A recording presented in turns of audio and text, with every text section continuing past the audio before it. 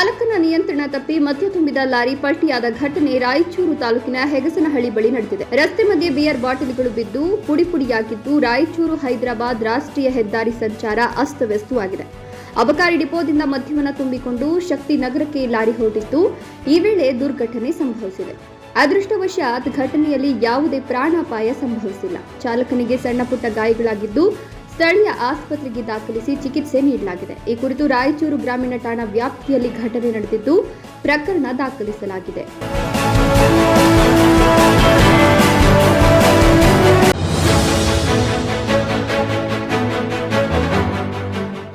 ರಾಮ ಜನ್ಮಭೂಮಿ ಅಯೋಧ್ಯೆಯಲ್ಲಿ ರಾಮ ಮಂದಿರ ನಿರ್ಮಾಣ ಆದಾಗಿನಿಂದ ಸಾಕಷ್ಟು ರಾಮ ಭಕ್ತರು ಭೇಟಿ ನೀಡುತ್ತಿದ್ದಾರೆ. ಅದರಲ್ಲೂ ಕರ್ನಾಟಕದ ರಾಮ ಭಕ್ತರು ಪಾದಯಾತ್ರೆ ಮೂಲಕ ತೆರಳುತ್ತಿದ್ದಾರೆ. ಆದರೆ ಅಯೋಧ್ಯೆಯವರೆಗೂ ಪಾದಯಾತ್ರೆ ಮಾಡಿದ ಇಲ್ಲೊಬ್ಬ ರಾಮ ಭಕ್ತನಿಗೆ ಗರ್ಭಗುಡಿ ದ್ವಾರದ ಮುಂದೆ ನಿಂತು ರಾಮನ ದರ್ಶನಕ್ಕೆ ಅವಕಾಶ ಸಿಗದಿದ್ದಕ್ಕೆ ನಿರಾಸೆಯಾಗಿದೆ. ಈ ಕುರಿತಾಗಿ ವಿಡಿಯೋ ಮಾಡಿರುವ ಬಾಗಲಕೋಟೆ ಜಿಲ್ಲೆ ಇಳಕಲ್ ತಾಲೂಕಿನ ಬಂಡರ್ಗಲ್ ಗ್ರಾಮದ ಮುತ್ತು ಕರಮುಡಿ ಏಪ್ರಿಲ್ 1ರಂದು ಬಂಡರ್ಗಲ್ ಗ್ರಾಮದಿಂದ ಪಾದಯಾತ್ರೆ ಆರಂಭಿಸಿ ಜೂನ್ 1ಕ್ಕೆ 2000 ಕಿಲೋಮೀಟರ್ ಪಾದಯಾತ್ರೆ ಮೂಲಕ ಬಂದು ತಲುಪಿದ್ದಾರೆ. ನರೇಂದ್ರ ಮೋದಿ ಮತ್ತೆ ಪ್ರಧಾನಿಯಾಗಬೇಕು, ಲವ್ ಜಿಹಾದ್ ನಡಿಬಾರದು, ಹಿಂದೂ ಹೆಣ್ಮಕ್ಳ ರಕ್ಷಣೆಯಾಗಬೇಕು, ಹೀಗೆ ಹಲವು ಹರಕೆ ಹೊತ್ತು ಅಯೋಧ್ಯೆ ಪಾದಯಾತ್ರೆ ಕೈಗೊಂಡಿದ್ರು.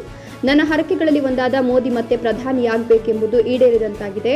ನನ್ನ ಎಲ್ಲ ಹರಕೆಗಳನ್ನು ರಾಮನ ಗರ್ಭಗುಡಿ ದ್ವಾರದ ಮುಂದೆ ನಿಂತು ಬೇಡಿಕೊಳ್ಬೇಕು, ರಾಮನಿಗೆ ಅರ್ಪಿಸಬೇಕು. ಆದರೆ ಗರ್ಭಗುಡಿ ಮುಂದೆ ನಿಂತು ದರ್ಶನಕ್ಕೆ ಅವಕಾಶ ಕೊಡ್ತಿಲ್ಲ. ಇಲ್ಲಿ ಪಾದಯಾತ್ರೆ ಮಾಡ್ಕೊಂಡು ಬಂದವರಿಗೆ ಬೆಲೆ ಕೊಡ್ತಿಲ್ಲ. ಅಯೋಧ್ಯೆ ಕಮಿಟಿ ಸರಿಯಾಗಿ ಸ್ಪಂದಿಸ್ತಾ ಇಲ್ಲ.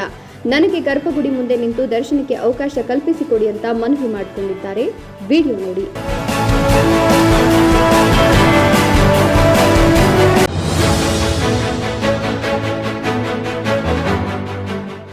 ಲೋಕಸಭಾ ಚುನಾವಣೆ ಮತ ಎಣಿಕೆ ಮುಗಿದು ನಿನ್ನೆ ಫಲಿತಾಂಶ ಹೊರಬಂದಿದೆ. ಈ ಚುನಾವಣೆಯಲ್ಲಿ ಬಿಜೆಪಿ ಅಧಿಕ ಸ್ಥಾನ ಬಂದರೆ ಮನೆಯಿಂದ ಮಠದವರೆಗೂ ದೀರ್ಘದಂಡ ನಮಸ್ಕಾರ ಹಾಕುವ ಹರಕೆ ಹೊತ್ತಿದ್ದ ಬಿಜೆಪಿ ಅಭಿಮಾನಿ ಯುವಕ ಎಂದು ಹರಕೆ ತೀರಿಸಿದ್ದಾನೆ.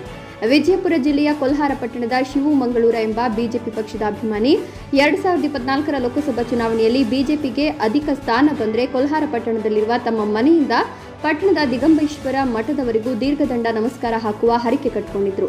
ಹಾಗಾಗಿ ಫಲಿತಾಂಶ ಬಂದಿದ್ದು ಬಿಜೆಪಿ ಅಧಿಕ ಸ್ಥಾನಗಳನ್ನು ಗಳಿಸಿದ ಹಿನ್ನೆಲೆ ಇಂದು ತಮ್ಮ ಮನೆಯಿಂದ 2 ಕಿಲೋಮೀಟರ್ ದೂರದಲ್ಲಿರುವ ಈ ದಿಗಂಬೇಶ್ವರ ಮಠದವರೆಗೂ ದೀರ್ಘದಂಡ ನಮಸ್ಕಾರ ಹಾಕಿ ಹರಕೆ ತೀರಿಸಿದ್ದಾರೆ. ದೀರ್ಘದಂಡ ನಮಸ್ಕಾರ ಹಾಕ್ತಾ ಮಠ ತಲುಪಿದ ಬಳಿಕ ಮಠದಲ್ಲಿ ಪೂಜೆ ಮಾಡಲಾಯಿತು. ಈ ವೇಳೆ ಮಾಜಿ ಸಚಿವ ಎಸ್.ಕೆ. ಬೆಳ್ಳುಬಿ ಪತ್ನಿ ಕಸ್ತೂರಿ ಹಾಗೂ ಬಿಜೆಪಿ ಕಾರ್ಯಕರ್ತರು ಭಾಗಿಯಾಗಿದ್ದರು.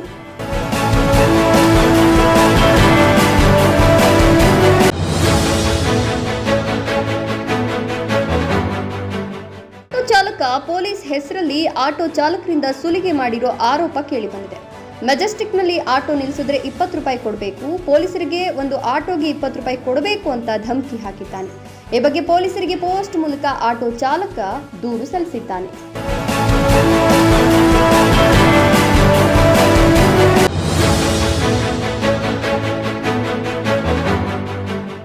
ಲೋಕಸಭಾ ಚುನಾವಣೆಯಲ್ಲಿ ಗೆದ್ದ ನಂತರ ಮೊದಲ ಬಾರಿಗೆ ಮೈಸೂರಿನ ನೂತನ ಸಂಸದರಾದ ಯದುವೀರ್ ಕೃಷ್ಣದತ್ತ ಚಾಮರಾಜ ಒಡೆಯರ್ ಅವರು ಇಂದು ಬಿಜೆಪಿ ರಾಜ್ಯಾಧ್ಯಕ್ಷರನ್ನ ಭೇಟಿ ಮಾಡಿ ಶುಭಾಶಯ ಕೋರಿದರು.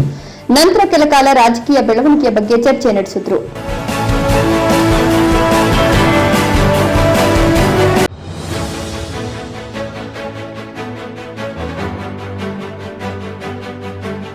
ನಿನ್ನೆ ಗುಜರಾತ್ನ ಮೋರ್ಬಿಯಲ್ಲಿ ಆಘಾತಕಾರಿ ಘಟನೆಯೊಂದು ನಡೆದಿದೆ.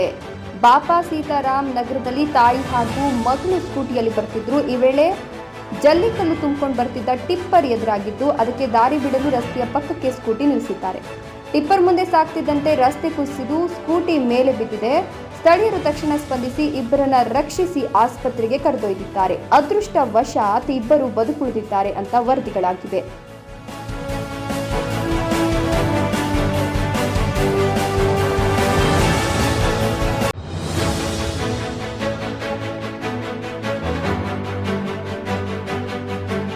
ಗ್ಯಾರಂಟಿ ಜಾರಿ ವಿಚಾರವಾಗಿ ಕೇಳಿದಾಗ ನಮ್ಮ ಸರ್ಕಾರ ಅಧಿಕಾರಕ್ಕೆ ಬಂದರೆ ಗ್ಯಾರಂಟಿ ಯೋಜನೆಗಳನ್ನು ಜಾರಿ ಮಾಡಲಾಗುವುದು.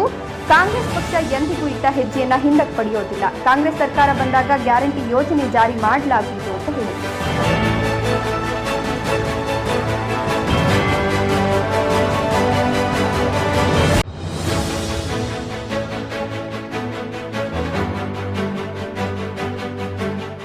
ವಿಧಾನಸೌಧದಲ್ಲಿಂದು ಬಿಜೆಪಿ ರಾಜ್ಯಾಧ್ಯಕ್ಷ ಬಿವೈ ವಿಜಯೇಂದ್ರ, ವಿಪಕ್ಷ ನಾಯಕ ಆರ್ ಅಶೋಕ್ ನೇತೃತ್ವದಲ್ಲಿ ಎಲ್ಲ ಬಿಜೆಪಿ ಶಾಸಕರು, ವಿಧಾನ ಪರಿಷತ್ ಸದಸ್ಯರು ಜೊತೆಗೂಡಿ ರಾಜಭವನಕ್ಕೆ ತೆರಳಿ ರಾಜ್ಯದ ಕಾಂಗ್ರೆಸ್ ಸರ್ಕಾರದ ಸಚಿವ ನಾಗೇಂದ್ರರನ್ನ ವಜಾ ಮಾಡಲು ರಾಜ್ಯಪಾಲರಿಗೆ ಒತ್ತಾಯಿಸಿದರು. ಸಿದ್ದರಾಮಯ್ಯ ಸರ್ಕಾರಕ್ಕೆ ಧಿಕ್ಕಾರ, ಭ್ರಷ್ಟ ಕಾಂಗ್ರೆಸ್ ಸರ್ಕಾರಕ್ಕೆ ಧಿಕ್ಕಾರ ಕೂಗ್ತಾ ಜನಪ್ರತಿನಿಧಿಗಳು ಕಾಲ್ನಡಿಗೆಯಲ್ಲಿ ತೆರಳಿದರು. ನಾಗೇಂದ್ರ ರಾಜೀನಾಮೆ ಪಡೆಯದೇ ಇರುವ ಸರ್ಕಾರದ ಕ್ರಮವನ್ನ ಖಂಡಿಸಲಾಯಿತು.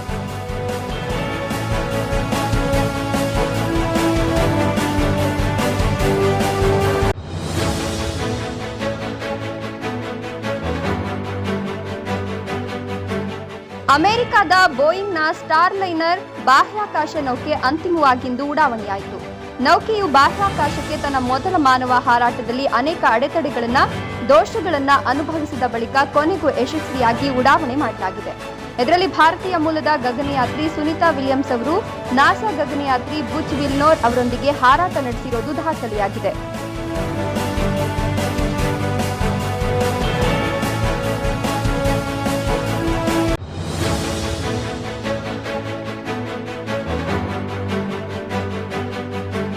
ಲೋಕಸಭಾ ಚುನಾವಣೆಯಲ್ಲಿ ಕಾಂಗ್ರೆಸ್ ಪಕ್ಷ ಅಧಿಕಾರಕ್ಕೆ ಬಂದರೆ ಜುಲೈ ತಿಂಗಳಿನಿಂದ ಮಹಿಳೆಯರ ಬ್ಯಾಂಕ್ ಖಾತೆಗೆ ಕಟಾಕಟ್ ಅಂತ 8,500 ರೂಪಾಯಿ ಜಮೆಯಾಗಲಿದೆ ಅಂತ ರಾಹುಲ್ ಗಾಂಧಿ ಹೇಳಿದ್ರು. ಕಾಂಗ್ರೆಸ್ ಗ್ಯಾರಂಟಿ ಕಾರ್ಡ್ನಲ್ಲಿ 8,500 ರೂಪಾಯಿ ನೀಡುವ ಭರವಸೆಯನ್ನು ನೀಡಲಾಗಿತ್ತು. ಕಾಂಗ್ರೆಸ್ ಕಚೇರಿಗೆ ಗ್ಯಾರಂಟಿ ಕಾರ್ಡ್ ಹಿಡಿದುಕೊಂಡು ಬಂದ ಮಹಿಳೆಯರು ರಾಹುಲ್ ಗಾಂಧಿ ಅವರು ತಿಂಗಳಿಗೆ 8,500 ರೂಪಾಯಿ ಅಂತ ವರ್ಷಕ್ಕೆ 1,02,000 ರೂಪಾಯಿ ಕೊಡಬೇಕು ಅಂತ ಪಟ್ಟು ಹಿಡಿದಿದ್ದಾರೆ.